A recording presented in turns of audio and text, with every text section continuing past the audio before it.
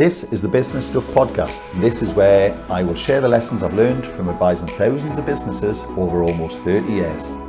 Each episode will give you practical insight to allow you to learn from other people's mistakes. I'll be pulling in experts from our team and the world of business, and together we'll make sure your business is giving you what you want. My name is Martin, and this is the Business Stuff Podcast. Hi, and welcome to this week's episode of the Business Stuff Podcast. I'm here with Nick Atkinson from Intelligentsia Training. Correct. Hi Nick, how are you doing? I'm good. Good. You're here to tell us about why apprenticeships are not just for school leavers, but also we're going to throw in a £2 billion figure here of waste within the apprenticeship scheme. So we'll come on to that. So do you want to just tell us, give us the quick 30-second rundown on what you do and We're a very specialist training provider that operates in a real niche area. So we train people working within the intelligence community, so counter-terrorism teams, the law enforcement community, government agencies, but banks, insurance companies, local authorities in either intelligence, counter-fraud, risk, sort of the whole security type sort of bespoke areas. ID, theft protection, passwords. There's a lot of that, A lot of it's, cyber related, but the majority of it is around use of information to make better decisions and reduce fraud. So that's your background, but you're not here to pitch intelligence training. Absolutely. If you want that, I'm sure Nick's not going to say no. So if you're a large entity who's got that, then reach out. We're here to talk about apprenticeships though, because a lot of your training is presumably offered via apprenticeships. So as a result of that, you became pretty knowledgeable on the apprenticeship schemes and how they work. Is it worth just stating where we are and how we got here in apprenticeships generally? Because it's kind of like pre-2017, post-2017 is what you've said. Yeah. So back in 2017, the apprenticeship arena changed, where organisations with a salary bill of more than £3 million were forced to pay into a pot, a levy. And this just happens through the payroll, doesn't it? It does, yes. So if you've got a payroll with £3 million on, you're already paying this, and you have been since 2017. Correct. And the amount they pay is 0.5% of the total wage bill, which if you think of the NHS or, a local authority, one of the biggest employers in the world, they're paying quite a bit in. You're talking millions and millions of pounds. Well, even on that £3 million, the entry level, I mean, if your maths is right, it's 150 grand. It's enough to employ 6 people on 25 grand, isn't it? Yeah, but there's still this stigma that apprenticeships are aimed at the traditional school leaver, little Johnny getting his first job as an apprentice, butcher, baker, candlestick maker scenario. So is the, because if you were playing into this and you didn't look into what you can actually use the money for, you might think, well, this is great, 150 grand we can draw down on, but we don't want to take on another 6 people. So what can they do then? Exactly, that's a great question. So again, one of the popular misconceptions is that you have to use it to recruit new bums on new seats. You don't. So it's not even Johnny, it's not Johnny's dad. It doesn't have to be a new recruit at all. One of the best ways of utilising that money, and the majority of the organisations that we train, within DWP and other government agencies and the law enforcement community, aren't using it to recruit new bums on new seats. They're using it as an upskilling opportunity to standardise, professionalise, formalise, accredit the training that their staff, the work that they're doing to ensure that everybody's working to a consistent level. Yeah. And that's one of the big things that I really do think larger organisations are still missing out on. And this is the £2 billion I kind of led with. And because the way it works, how does it work? Instead of me trying to describe it, tell me how it works. So if an organisation has underspend on its levy, it doesn't spend it. It goes back. So I've got £10 million payroll, I'm putting 500 grand a year into this, or what, 50 grand, whatever it is, it doesn't matter. I've got a pot, that's my pot. It's your pot, you use it or lose it. I've got a pot, if I don't use that to upskill or any of the things we're going to talk about, I lose that money. Correct. Goes back to central government as a tax. Just stays in the treasury and you've lost it. And last year there was an underspend of £2 billion went back to the treasury. So that's straight off the payroll bills of large business went back to government. Simple as that. Yeah. Which, to be honest, I think is ludicrous. When organisations are claiming that they're struggling, and in a recession, training's usually the first thing to go. when they've already spent the money, at yet least get some return there. on investment for it. Is there a particular sector or a particular? I mean, who are the guilty parties here? Not guilty. They're not doing. Who's making this mistake? Is there any way to? Yeah, I mean, the public sector is one of the biggest culprits, which is quite alarming since it was a public sector initiative in the first place. As a taxpayer, you know, but we are now my organisation are working with numerous government agencies that are.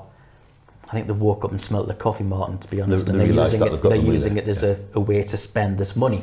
So much so that they're actually recruiting apprenticeship levy managers to manage this pot, and now have teams of folk that are looking at the different apprenticeship routes out there as a way of, number one, getting the best bang for their buck, but also navigating all of the different apprenticeships that are out there to put the best resource. Match the training to the people here. Correct. So that money just disappears. Most of our businesses listening, watching, most of our clients won't have £3 million bills. Is it worth just clarifying how it works for smaller business? Yeah, so... Is it worth saying again, I mean, are the people they can put on the apprenticeships, are there any differences between the courses that can be offered? The courses are exactly the same, whether you're a levy-paying organisation or whether you're a smaller business. So your organisation, for example, wouldn't be classed as a levy payer, but you're making use of the apprenticeship programme. You've probably got people on AAT accountancy apprenticeships or some sort of finance apprenticeship or business specific. Yeah, that's what we do, Each apprenticeship, again, from accountancy to zoology and everything in between, has a value. It's called a tariff. Right. Yeah. If you're a levy payer, you can use all of your money in that pot to pay for that training. So it doesn't cost you any more than you've already spent. So we, as a non-levy payer, have to pay a small amount. We would say we want to do one of them. There's a cost. We contribute towards Correct. it. So the government, they would just say, well, you're not getting any money towards it. We'll offset the full cost against what you've already put in your pot. Couldn't have put it any better. Basically, the levy payers have got a prepaid credit card. Yeah.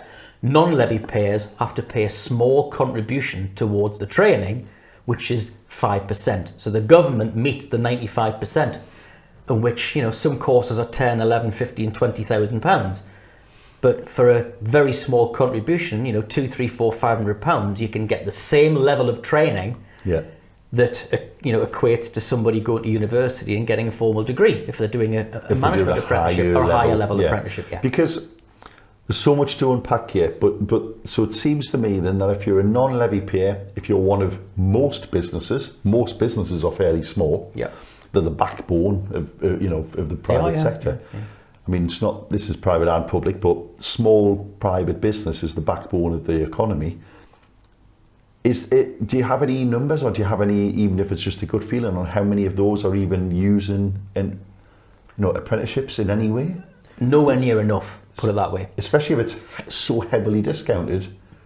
Yeah. Why would you not? I couldn't just plug a figure out of the air, and it would be remiss of me to do so. But from the organisations that we talk to, again, we're a bit niche. It's not like we're delivering business administration training. And you're not trying to. So if I ask you a question, that's not area. But if I was a college and I was training builders and plumbers and apprentice joiners, there will be myriads and hundreds of thousands of different employers out there that would be able to use this scheme that probably aren't.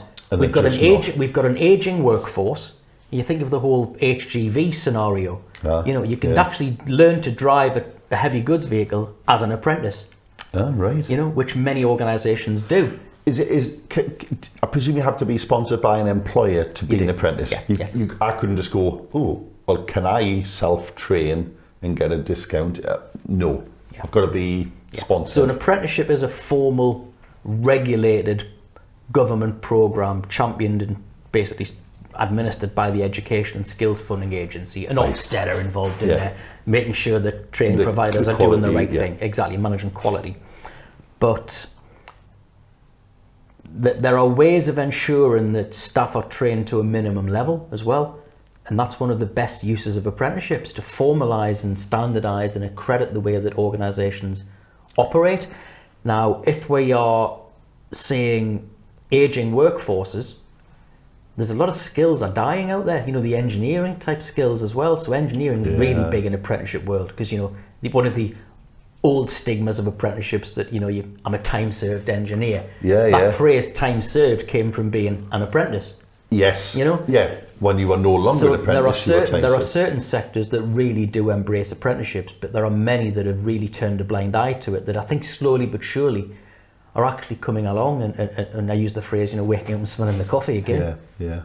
So, okay then, so we've got, on the smaller end, we can go out, we might say we've got 6 plumbers. We're not a plumbing bit, but we've got 6 plumbers. Every one of our plumbers is going to go through the same thing, whether they've just started or they're older, because we want that standard approach. We want everyone to have the same level of skills. Their experiences will be different, but we can make sure that minimum level of quality of knowledge is there for everyone. Plumbing's probably a bad example though, because you'd expect that a plumber would be trained. I know they're going to be gas safe. But so terrible. But whatever we're doing, you might be in hospitality, and you might say we want all of our branch managers to all have a certain level of management skills. Correct. Well, if you're a 5 or 6 branch restaurant or food chain or something, you haven't got management training in your tool bank probably. So it's a great way of making sure that everyone's on the same page. Correct. Yeah. And the quality of training that's available out there now has taken a huge upturn of late. In the dark and distant past. Well, this is what I was going to say, because we've all done these. Yeah, I've got probably a shelf full of certificates from half-day courses from all kinds. Can we talk about the training then, which is what you're going to do? Because again, the olden days, you could get an apprenticeship in almost anything. Well, in the old days, you'd have heard they used the phrase NVQ, and there was a slang term, not very qualified. I never heard that, but yeah. There were training providers out there that at one time were delivering very, very, very poor quality training, Martin. Rack 'em high and they were doing it as a tick box exercise to get people in, sign them off. Exactly. Yeah. I mean, not being funny, but so I did an NVQ, so I'm not very qualified in business administration. And to be fair, I remember one of the tutors would pretty much almost just finish people's work off. They didn't train you, they basically accredited you. They taught you how to fill a file in. They assessed you against some competencies. You weren't being taught new skills. Yeah. So going back to the changes in the apprenticeship reform, is that Ofsted were heavily involved in weeding out underperforming training providers, making sure that they are delivering high quality new knowledge, skills and behaviours. And that's basically underpins apprenticeships now, that you have to be teaching new skills, new knowledge and new behaviours rather than regurgitating old stuff or reinventing the wheel. Right. And what kind of topics then? You've already said accountancy to zoology. Is there are at last count, I think there were about 650 different apprenticeships. And who comes up with the content on these things? Yeah, where does the knowledge come? So who pulls together what an accountant needs to know? A group called a trailblazer group. So an example of a trailblazer group would be a sector, a number of employers, and they are basically forced together to come up with the Uber training program for their numerous different job functions. You mean Uber as in the premium, not Uber? Yeah, as in the best. Because I prefer Deliveroo to Uber Eats, so I'm honest. Absolutely, as well, yeah. So they are basically tasked with the art of the possible. If you were given a blank checkbook, what would you want your staff to be trained in? How would you want them to operate? What are the minimum levels of competency? So in the accountancy world, I would imagine the accountancy bodies were involved, and they kind of went, well, look, we already have professional qualifications. Correct. We already have the curriculum. Correct. That's what we want people to do. So the lead in that type of apprenticeship would have been HMRC.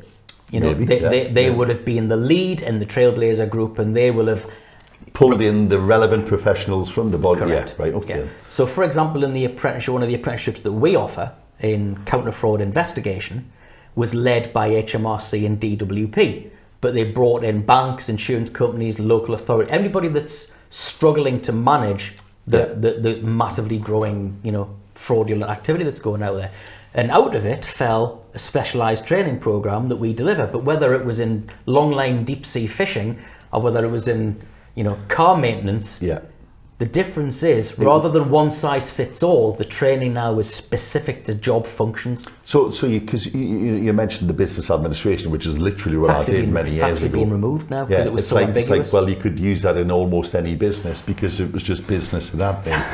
Whereas now, if I'm in an accountancy firm, say, well, do you want to do an accountancy thing? Correct. Or I'm a manager within front of desk. Well, there's something for that. Yeah.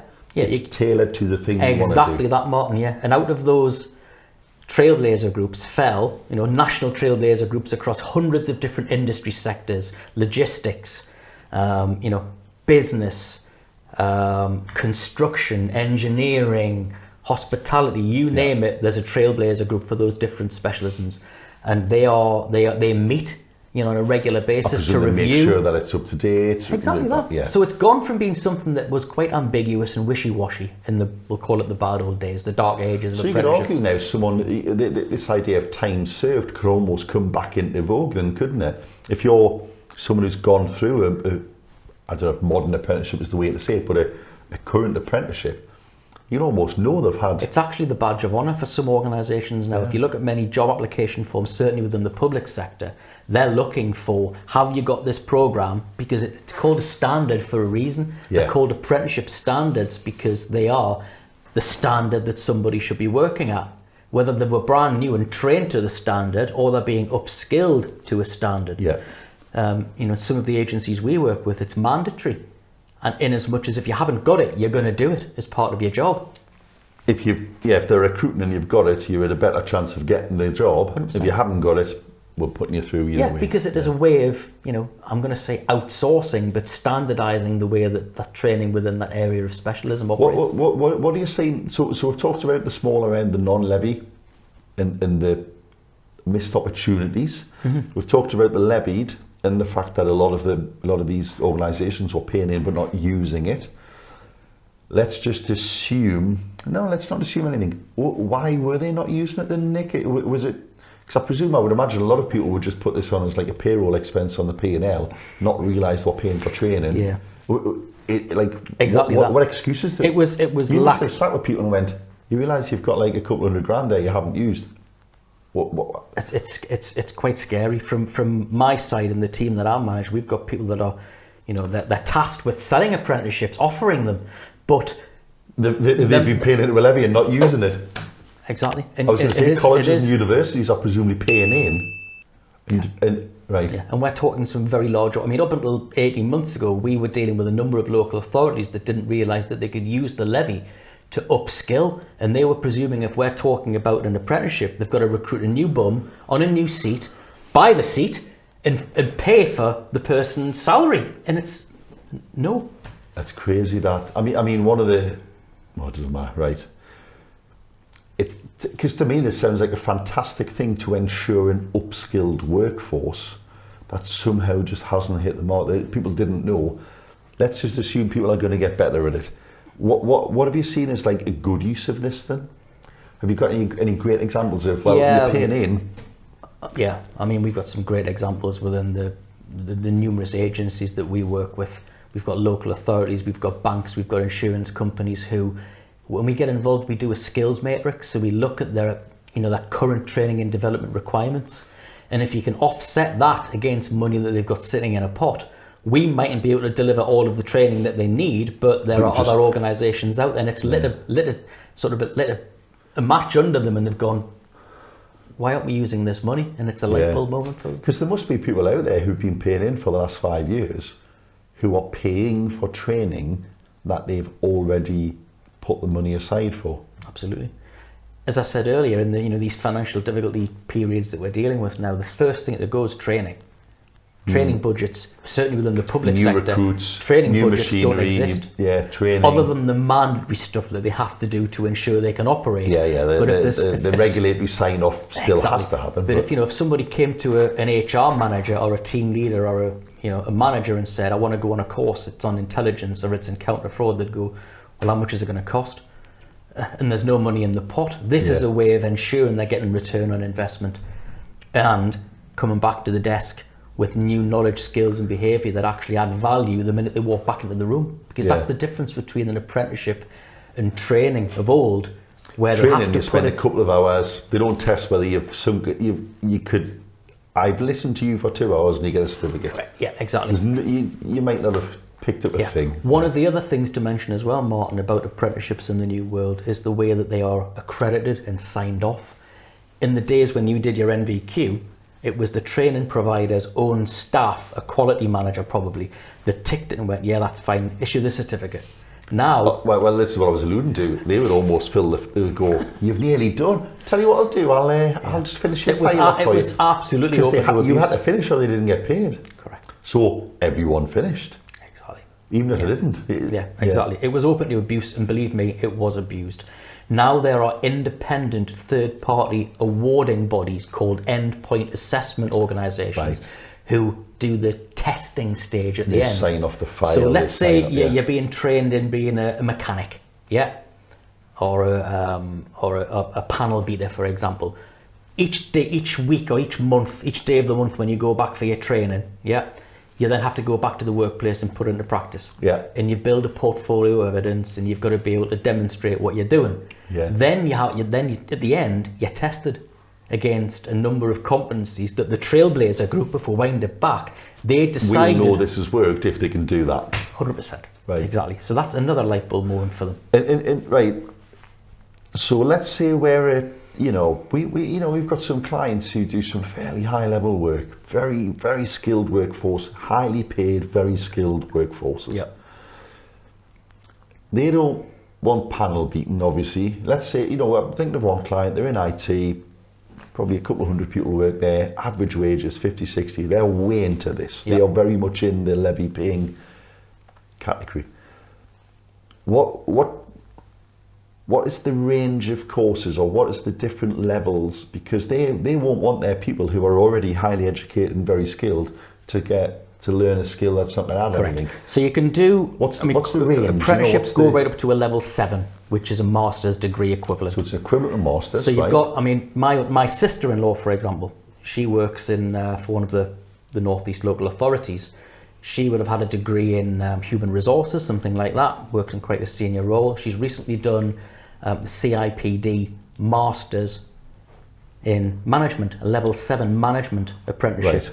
And that was 100% paid. Which adds to anybody's CV, doesn't it? Exactly. Right. Now, the cost of her to do that alone, to go self-funded to university, I shudder to think how much it would have been. Yeah. But her employer, the local authority that she happens to work for, will have funded that at a cost of probably £28,000 because she's bringing huge new knowledge, skills and behaviours back to the workforce, adds to staff retention, etc., etc., etc. So even if you've got a highly skilled, well-paid, well-versed, excellently performing, highly productive workforce, there's probably something you can even add to that. There will be an apprenticeship in a discipline that across your range of job functions and departments will fit in somewhere. Yeah. Now, granted, the lower level ones wouldn't be of interest to somebody who's got a degree in IT. They're not going to do a level 3 or a level 4 IT related apprenticeship. So you talk about levels. Most people are old school money. Okay, so level 2 would be the equivalent of A to C GCSE in 5 subjects. A level 3 would be the equivalent of 2 A levels. Right. A level 4 is a foundation degree equivalent, so think of it as an HND level. Right. A level 5 would be a degree. Yeah. And above that, you're talking masters categories. Right. Okay then. So you could do the A to C GCSE level, like a level 2. There are getting less and less. Leaver, kind of like in plumbing, whatever it could be. Yeah. Yeah. Right. Okay then. So it's not. Yeah. So it's almost impossible then to find a business who can't find an apprenticeship. Talking about your example, your example that you referenced there of quite a high net worth IT services provider. They might have staff that look at projects. You could do a level 6 project manager apprenticeship. Yeah, you might be an awesome programmer, but terrible at organising your day. Exactly. Yeah. So going back to the words knowledge, skills and behaviours, as long as you're not teaching an old dog new tricks, but that all falls out of the training provider's responsibility to ensure that they're using a skills matrix to make sure that they're keeping Ofsted happy as well, that they're not just reinventing the wheel. And to be honest, nobody's going to commit to an 18-month, 2, 3, 4 year apprenticeship unless they know they're going to get something out of it. Yeah. And some of these programs are 2 and 3 and 4 years long. What's the minimum then? So the minimum's 12 months and a week. Right.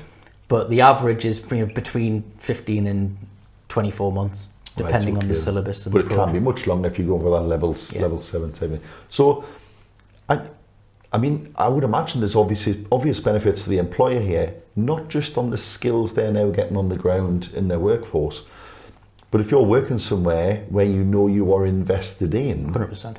You must surely feel so more special. There are to there are some stats out there. I'm not just going to pluck one out of the sky, but you know, a very high percentage of organisations that use apprenticeships see massive increases in staff retention. Yeah. Organisations and their staff knowing that they're being looked you're not after. going to leave halfway through a 3-year high level. Well, if you're getting the right bum on the right seat to start with, if they're just churning numbers for the sake of burning through their apprenticeship money, that's wrong. But to be honest, the quality team within that training provider would have nipped that in the bud long before we got to that stage. That's wasted there, yeah. But if I was an employee and I knew that somebody was spending £15,000 on my training, I would feel that I'm working from a great employer. But well, how could you not? Exactly. Now, obviously, you go, yeah, but it just helps you make more money. Yeah, it does, but it makes you more valuable. Yeah. You are a more valuable person. We're seeing a lot more employers buy into the whole commitment element of an apprenticeship as well, Martin, because it's not just a turn up once a week and then NVQ badge for your wall. There's off-the-job training. They've got to release them for a classroom session, or they might have to go off to college or university 1 day a week or a month, whatever the syllabus is. Yeah. But the beauty of an apprenticeship nowadays is they have to come back and embed what they've learned in the day job. I use an example. It's very much like being taught the highway code and never driving a car. That was training in the old days. Yeah. Now, after 6 months, they could be let loose on the M1, you know, in a bus and have to do an emergency stop.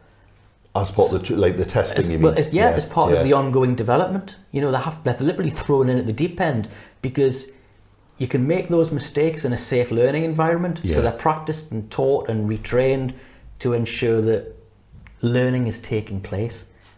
Do you have any? Do you know any stats on how many apprenticeships have been undertaken? Then I would imagine the numbers must be pretty high. They are, but despite the waste, they are nowhere near what the government expected. Yeah. Hence the reason why it's quite political at the moment. And there are some, government agendas to try and reinforce that organisations should be using the apprenticeship levy. It feels quite ironic to me that it sounds like a lot of energy, a lot of time, a lot of forethought, a lot of highly skilled people, the relevant industry bodies and all of these things, they've all got together and come up with it all for them not to then tell their own industries to make sure they use the damn thing. Yeah, it is. It's really strange, isn't it? So we're lucky in the accountancy world because as soon as this came around, we were like, oh, we can do AATs like this, ATT, all right.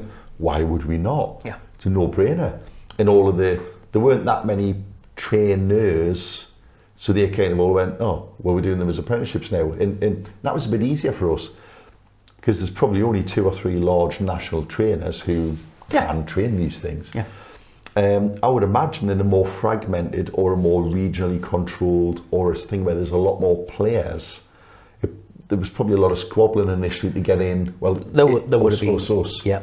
But you would think once they've done that, they would go, right, we're going to make sure everyone knows about it. Yeah, it also sorts the men out from the boys when it comes to quality of training providers as well, because Ofsted immediately started parachuting in and inspecting, weeding out the poor training providers. Yeah, the ones who are signing off, training providers now have to go through massive tender processes and basically putting their heads above the parapet to say why they're the provider that your organisation should choose to deliver your accountancy apprenticeships. Why us? Look at our quality ratings, look at our staff reviews, look at our employer reviews. You know, it's a buyer's market when it comes to being an employer. It's a shame universities don't have similar kinds of things, isn't it? Yeah, yeah. Because not all university courses are the same, are they? Correct. Okay then. So what's your parting comment here then, Nick? I can probably guess a couple of them, but if I had to say to you, what's the one thing employers need to take away from this that they're not doing that they must start doing? Well, the first is the buzzword is, apprenticeships aren't just for school leavers. Right. It doesn't mean you need more bodies. Absolutely it's not. Upskilling, not recruiting. Correct. Yeah. The second would be that look at the list. Go onto the apprenticeships website, just type apprenticeships into any search engine, and you will see the multitudes of different apprenticeships that are available. Yeah. And if you think that you've got a skills gap, a shortage in that particular area, the website, the government's website is really good. I'm not just saying that, but it is really good that it allows you to find a training provider for that discipline and rank them.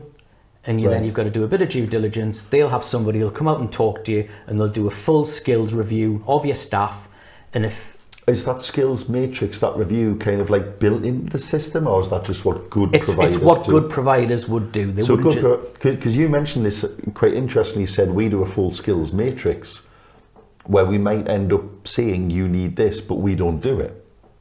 Yeah. I presume not everyone's that honest, are they? Well, there are providers who deliver lots and lots of apprenticeships. Oh, so they say, well, there's so 20 some of the colleges might deliver 50 apprenticeships, some of them might deliver a lot more. There are also very niche providers like us. I mean, we deliver a handful of programs, but do them very well. Yeah, you're not going to get into panel beating. Correct. You're not interested. Yeah, we'll leave that to other people. But a good provider would have links to other areas of specialism that you can say, I've just spoken to company X and they are looking for a provider of Y, and you're helping the industry out. So it's not just for recruiting, it's for upskilling. Get on the website, see what there is. Absolutely, yeah.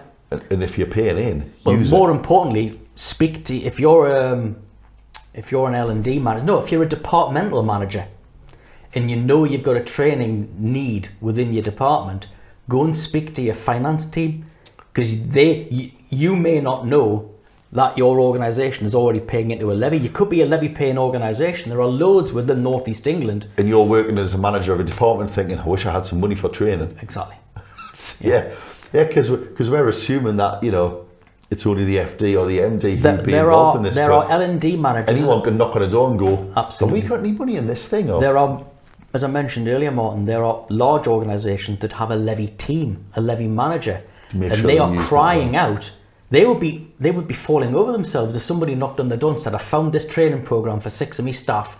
It's £15,000 a person. Have we got any money to spend it? They'll go, hallelujah, where have you been? Because they're sick of sending memos and emails around saying, because their job is to get the best return on that £50,000-100,000 that they're spending every month.